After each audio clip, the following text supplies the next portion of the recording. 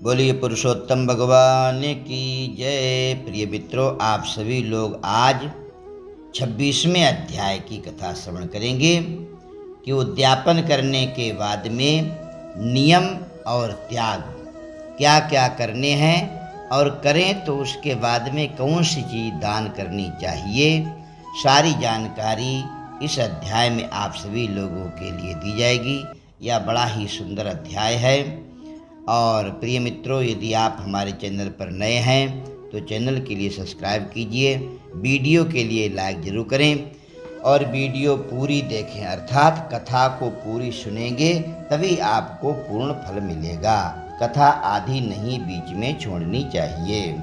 वाल्मीकि मुनि बोले कि संपूर्ण पापों के नाश के लिए गरुड़ध्वज भगवान की प्रसन्नता के लिए धारण किए व्रत नियम का विधि पूर्वक आप सभी लोग जो जो चीज़ त्यागी है वो आप श्रवण करें। हे राजन, नक्त व्रत करने वाला मनुष्य समाप्ति में ब्राह्मणों को भोजन करावे और बिना मांगे जो कुछ मिल जाए उसको खा करके रहने में सुवर्ण दान करना। अमावस्या में भोजन का नियम पालन करने वाला दक्षिणा के साथ में गोदान करे और जो आंवला के जल से स्नान करता है वो दही अथवा दूध का दान करे।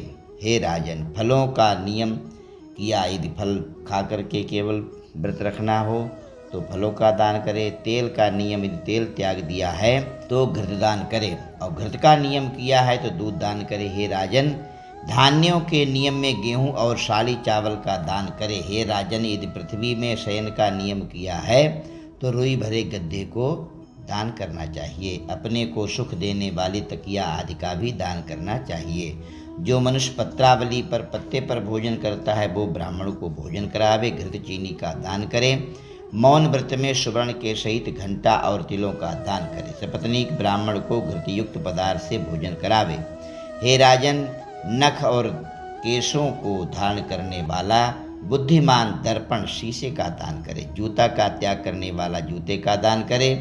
नमक के त्याग में अनेक प्रकार के रसों का दान करना चाहिए। सतपात्र हो उसी को दान करना चाहिए। जो मनुष्य अधिक मास में भक्ति से नियमों का पालन करता है वो सर्वदा बैकुंठ में निवास करता है। तांबे के पात्र में घृत सुवर्ण की बत्ती रख करके दीपक दान करे।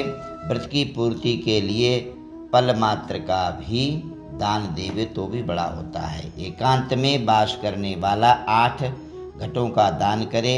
वे घट सोने चांदी या मिट्टी के भी हो सकते हैं। मास के अंत में छाता जूता के साथ में 30 मोदक लड्डू का दान करे और भार ढोने में समर्थ बैल का दान करे। इन वस्तुओं के ना मिलने पर अथवा यथोक्त करने में असमर्थ होने पर हे राजन, संपूर्ण व्रतों की सिद्धि को देने वाला ब्राह्मणों का वचन कहा गया है, अर्थात ब्राह्मण कह दे कि आपका कार्य सफल हुआ तो वो व्रत आपका पूर्ण माना जाता है। जो मलमास में एक अन्न का सेवन करता है वो चतुर्भुज होकर के परम गति को पाता है। इस लोक में एक अन्न से बढ़कर के दूसरा कुछ भी पवित्र नहीं है। एक अन्न के सेवन से मुनि लोग सिद्धि के लिए प्राप्त करते हैं और मोक्ष के अधिकारी हो जाते हैं। अधिक मास में जो मनुष्य रात्रि में भोजन करता है वो राजा होता है।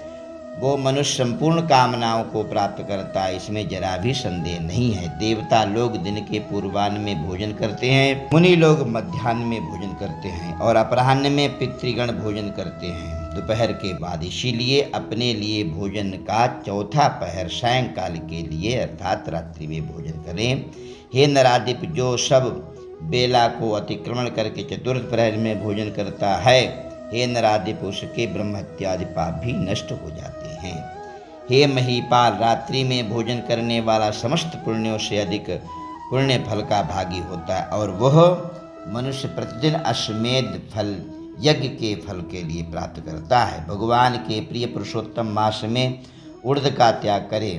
वह उड़द छोड़ने वाला समस्त पापों से मुक्त होकर के विष्णु लोक के लिए जाता है। जो पातकी ब्राह्मण होकर के यंत्र में तिल पेरता है, हे राजन, वो ब्राह्मण तिल की संख्या के अनुसार उतने वर्ष पर्यंत रौरव नरक में निवास करता है, फिर चांडाल योनि में आता है।